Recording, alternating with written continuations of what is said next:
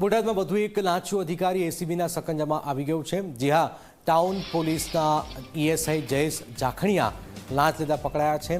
નિલેશ ઉર્ફે લાલો ભરાડિયાને પણ એસીબીએ દબોચ્યું છે। આરોપીને જામીન મુક્ત કરવા 30,000ની લાંચ માંગી હતી। 10,000 રૂપિયાની લાંચ લીધા જ આરોપીને રંગે હાથ પકડ્યો છે।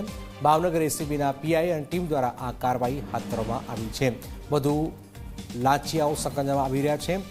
આરોપીને જામીન મુક્ત કરવા માટે 30,000 લાંચ માંગી 10,000 રૂપિયાની લાંચ લીધા જ રંગે હાથ આ શખ્સો ઝડપાઈ ગયા છે। રઘુવીર વરસાદ જોડાય છે। રઘુવીર, જામીન આપવા માટે આ લાંચ માંગવામાં આવી હતી, શું વિગતો સમગ્ર આપણે?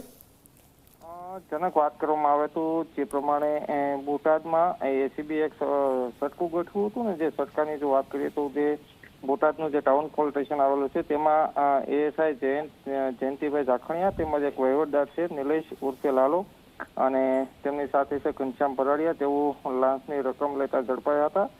ટાઉન પોલીસ સ્ટેશનના ગુનાના એક આરોપી છે તેને જામીન પર મુક્ત કરવાના 30,000ની માંગણી કરવામાં આવી હતી ને તેમાં 10,000ની રકમ જે છે તે ફાઇનલ થતા વહીવટદાર નિલેશ ભરાડિયા દ્વારા મહાદેવ ફર્નિચરની જે નજીક રકમ લેવાનું નક્કી થયું હતું ને ત્યાં એસીબીએ તેમને ઝડપી લીધા હતા। જી જનાબ, બિલકુલ આભાર। તો આપ જોઈ રહ્યા છો કે લાંચિયાઓ સકંજામાં આવી રહ્યા છે। વધુ એકવાર બોટાદથી લાંચિયાઓ સકંજામાં આવ્યા છે।